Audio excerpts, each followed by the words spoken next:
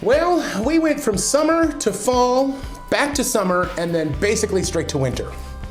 Let's see what Nathan Hinsel has for us in the weekend weather outlook.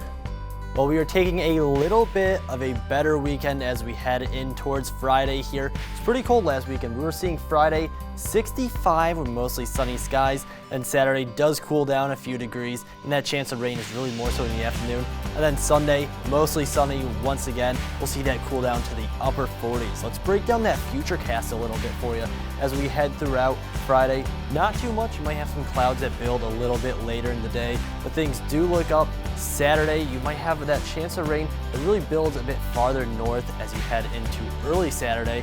Thankfully, that does start to clear out as you head towards the evening hours, clearing those skies once again. Sunday morning, you're gonna see some sunshine out there, leading towards a pretty nice day, if only it was a little bit warmer. That's gonna actually hold into Sunday night.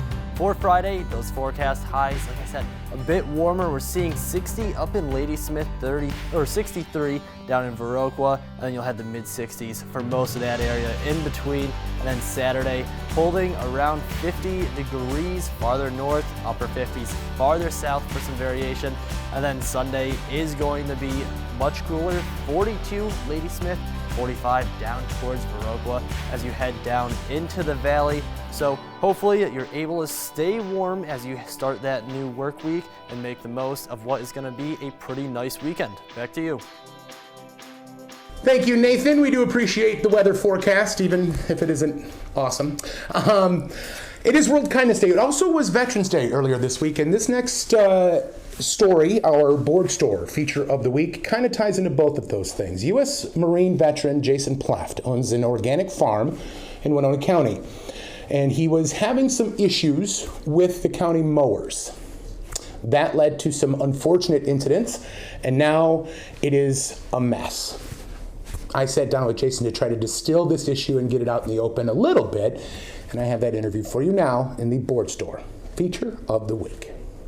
How long did you serve, if you don't mind me asking? 4 years. 4 years, and you served in 2 tours? Yes, one to Iraq in 07, 08 to Ramadi, and then 09 to Garmshire District, Afghanistan. And that left some lasting impacts. Is that an easier way to say that? Because of that, you now have a service dog that kind of handles with PTSD and anxiety, is that right? Yes, sir. That ran you into some issues at the Winona County building. Is that the better way to say it? It did. Okay. No, unfortunately. We're going to back up a little bit. Can you explain? So it's a big thing. Every summer we hear when we're out boating, we've got to make sure we wash off our boats and get rid of zebra mussels and all that stuff. Those same kind of problems happen with vegetation. Yes, sir. How does that work? So I guess like if you have like mowing or you're just transferring plants, there can be invasive species in those plants or other plants that are considered invasive species that are brought into your yard and then cause a problem with taking over. Did you start, are you trying to start, or is there an organic farm in the work? Is that what's going on now? It's really in the works. It's a lot of work, and we have a lot of things and a lot of avenues going on. We're trying to do some berry patch stuff. We're trying to do also greenhouse application on the actual homestead and adjacent property that hopefully will get approved by USDA for a high tunnel to also give back and support the community. Every summer and spring, the county comes through, and every county across America mows the lawns and ditches. You don't clean off your mower the way you're supposed to with your boat, which you're actually supposed to with your lawn equipment as well. That's a law as well. You can get invasive species. If you're trying to start an organic farm, that means your work is tenfold. Yes. So this all culminates with Jason going down to the county building after, in all honesty, and I implore you to get a hold of Jason if this interests you in any way, shape, or form, so he can fill in the story here, because it's varied, it's twisty, it's turny, but at the end of the day, essentially the state of Minnesota and Winona County broke ADA laws. Yes. So he was kicked out of the Winona County building because, well, technically your dog was kicked out of the Winona County building, who is a service dog, and that started a chain reaction of terrible treatment. Yes. How has this left you feeling as a veteran? I don't feel part of my community. I've felt that way for a long time.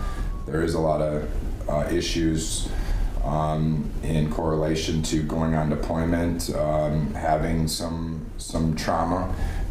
I've spent some time in some TBI, post-traumatic stress treatments, and trying to obviously facilitate my life in a different way. It's very, very hard to be able to deal with some of these emotions sometimes. My frustrations, I'm working very hard to work through those, but I feel like I've really been hurt in this situation, and I feel like there could be light at the end of the tunnel. I want to see accountability. I think it's safe to say through all of this issue, and it's varied. It involves county commissioners not listening. It involves information between departments that shouldn't have happened, and at the crux of it is breaking of ADA law, period, which is a federal issue. But at the crux of everything, you just want to be heard, and you haven't been from the start of this. Correct. So what is your next step? I am seeking appeal in federal court. My first initial file as an SE, which SE just means you're filing yourself without representation. I have sought legal counsel, and unfortunately the amount that I was told at $50,000 to $100,000, I cannot afford as a veteran. I'm on a fixed income. Right. I am facing going up against a system that certain people have broken laws, and they're utilizing tax-paying money to fund lawyers, and also come after me because they have the backing, and I don't have the backing because I don't have pockets that right. go down to the floor full of money, and I don't have the money tree. Right. You do have a giving tree. Talk about the Bethany House a little bit before we go.